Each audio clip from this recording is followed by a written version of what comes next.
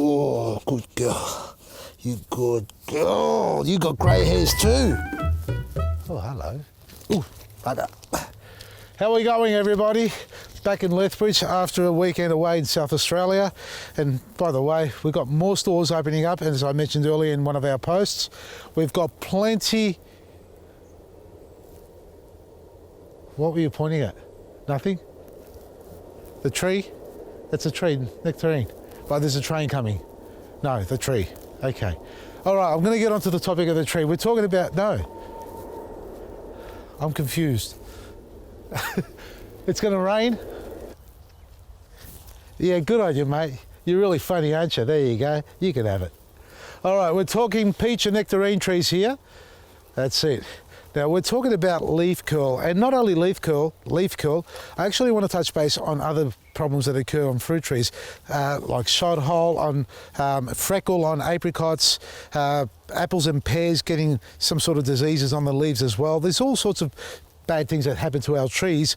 Hopefully not too many of us have these problems, but in particular with the peach and nectarine tree in relation to the leaf curl, that's something that is inevitable on every nectarine and peach tree, and the best way to control it is with a spraying regime that I've been practicing the last 2 or 3 years, and those who've been practicing have been very happy and successful in the results as well.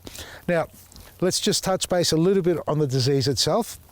Leaf curl itself, the spores, the microscopic spores, you can't see them. They actually live on the bark. They actually, what do they call it? They hibernate on the bark during the winter period and the leaves as well. But as the leaves fall off, like that does, right there where it's connected to the actual main stem, right there's a little wound there, or open cut, let's call that, where moisture can get in as well as the disease itself, the spores of it that will travel through the sap flow. Not actively now this time of the year, but because it's open and there's no sap flow, there's a prolonged period where the actual spore can get in and nest itself within the tree itself. And as spring comes along, it activates, and all of a sudden we've got blistering leaves everywhere. And that's what happens to the leaf, folks. It actually discolors, it goes into a bronzy burgundy leaf red.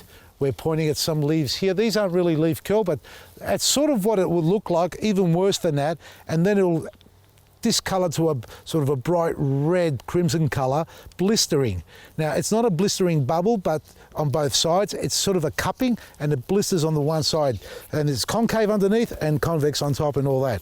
So that itself is a major problem, because if left untreated, and if I'm looking carefully here, I didn't bring my secateurs.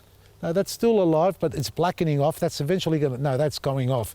See that discoloration, that blackening off in the stem, the browning off? Not only that, that's one indicator, the colour that is, but the other part of that as well is if you look closely, you'll see almost like wrinkles running lengthways along the stem.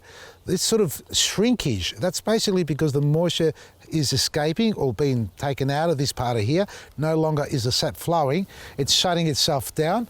And I reckon the last part of the growth is about here somewhere, but although if I run my finger on it, that's showing signs and feeling like it's going to die off completely. So I think the best thing we can do here is, if not cut there, that's the second option. First option is cut it right off completely, maybe leave a bud or two at the base there to stop it from dying back, because that will work its way back down and continue dying if it's not removed. So they're the things we've got to do now during the winter period as we enter it. Cut off all the dead, disease and damaged wood from the tree. Obviously create the shape that you want. I like the open vase, a bit of a weep happening on the tree rather than an upright. And second to that, back to the leaf curl, the spores, and on other trees that exist, well, other diseases that exist or become active or prevalent during the spring period, you need to spray your trees. Now, I don't like using chemicals. I don't use toxins like insecticides or heavy fungicides. The one that I like to use, and I only use it really on the nectarine and peach tree, is this one here, our Plant Health Enhancement Kit. Basically, a bluestone and hydrated lime creates a barrier shield over the plant, protecting it from the spores entering and causing the leaf curl to become active in springtime. Now, the spraying required for it to work efficiently is to be done once a month. Now, I'm up to my second spray. I did my first one obviously a month ago, about 2 days short of a month ago, thereabouts. Now I'm about to do my second one. Now, this is the bluestone and the hydrated lime. I literally just put a teaspoon in of the Bluestone, 2 teaspoons of hydrated, about 5 minutes before we started this little segment. Giving it a shake, a little bit of settle to the bottom, but that colouring through there, as you see, is all you need to have, and that's enough for it to work when you start spraying it. I'm using our Easy Hand Sprayer. Many of you got it already, if not thousands of you, and I know you like it because you can spray close and far at the same time, double nozzle, and you can spray underneath, upwards, or downwards if you like, depending on the application that you need to do. In this case here, straight ahead is fine. I'm going to have both of them at a spray mist. There we are. Hasn't blocked once yet. I'm going to bite my tongue because next time I go to use it, it's going to block up. And if it does block up, warm water, hot water is all you need. Wash it through with hot water. So when you apply it, I apply it to the point of runoff. Now, another example is when it rains heavily and the water's all over the branch and it starts dripping, that is to the point of runoff.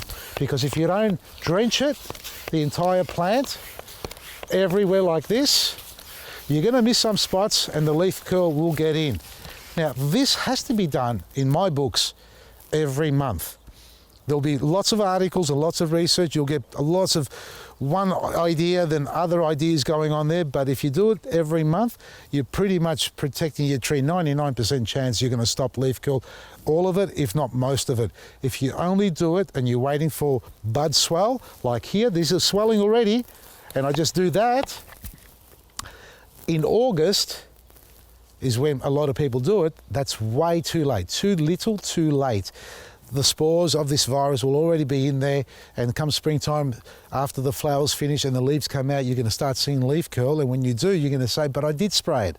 Yeah, you may have sprayed it, but not enough. That's a fact, because the one application, I'll guarantee you, I'll miss some part of this tree with my one application, but if I do it every month, which was April, May, June, July, August, 5 sprays. Out of those sprays, at least one of them would have covered an area that I've missed. So you're pretty much protecting yourself or the tree entirely from the dreaded spray. And stop! It's gone all over the lens. Has it? You don't care anymore? If it's a bit fuzzy, it's like my eyes. That's how I see everybody around me, blurry. I've got to stop. You know what I mean? That's why, because I've got the wind there and we've got to move him down, or move him on the upside there. Drench your trees, use our plant enhancement kit. If you're doing apricots, I suggest using a sulfur base. It's a lot softer than the plant enhancement as far as, the chemical breakdown of it. So the wettable sulfur or the Bluestone base are the two that I would recommend you use. You can go eco-fungicide. I personally haven't tried eco-fungicide or even bicarb soda, baking soda. That's another great one that people have tried. I've used it on black spot and mildew, but I haven't tried it on leaf curl. I'm not going to try it. I'd love somebody else to give it a go with the bicarb soda. If you're keen on it, let us know how you go. Do it once a month as well. With your apricot tree, you can also spray, and this one needs to be pruned, but do not prune it now that it's dormant, because you can develop problems with that, especially gummosis on it, stressing the tree out. So prune it when the sap is more active, even though the buds are swelling already. You can see lots of them. Prune it when it's closer to springtime, where there's more life in the tree, so those cuts can heal a lot quicker. And you can use a Bluestone if you like on this, or go with the wettable sulfur. And to prevent the gummosis, you can see I haven't done it since, because the tree is in good shape. Not physical good shape like structure, but in health. So this tree was on its way out. I painted it with hydrated lime. It was only the one season in winter that I did it. You can see the remnants of the hydrated paint. It's peeled off after a couple of years. And since then, I haven't had to do any more applications of hydration, and I really haven't sprayed it with a Bluestone because it's healthy. There's a lot of energy in the tree. It just needs a good thinning out again, because we've got way too many branches. That's more of a champagne glass, much wider than your typical open vase shape that you do with a peach or nectarine or even apple tree. This opens up even more to get the light through the middle, because it does. You can see all that growth there is basically a year old. 80% of that growth on top there. These branches are fine, but all that middle stuff that's gone up to the sky and crossing over, that's a lot of new growth coming on. So spray your trees once a month. That's what I'm doing. Not the apricot, but this Asian pear. This dieback, again, too much acid in the soil. I haven't done anything to the soil here, and I've got to treat it. So black grit this, get rid of all these during the winter period. We're trying to fix it up on this side, but we've got a lot of dieback, so we need to cut that off and spray this as well to the point of runoff where, folks, come here, it's dripping like that. See the drip? See that drip? That's what you want to see happening. If you spray it and you've only done this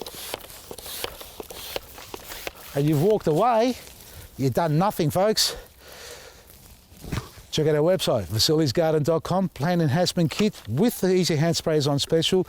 Our reward points, or your reward points. We're nearing, I reckon we're just below 2 weeks before we launch it. I hope we've got all the glitches ironed out in the new website. So within the next couple of weeks, we're going to go live on a new platform, which means all your existing reward points, if you haven't redeemed them yet, you're going to lose them. So take advantage, get on our website now, get all your orders in, use your points up to the fullest and enjoy some great discounts. We're also running our autumn special, which is a 15% off the marked price, which gives you, well, it's the coupon code word autumn. That's all you need to use to get that discount. And remember, new stores coming soon, close to your location. vasilisgarden.com from me, Vasili Maresi.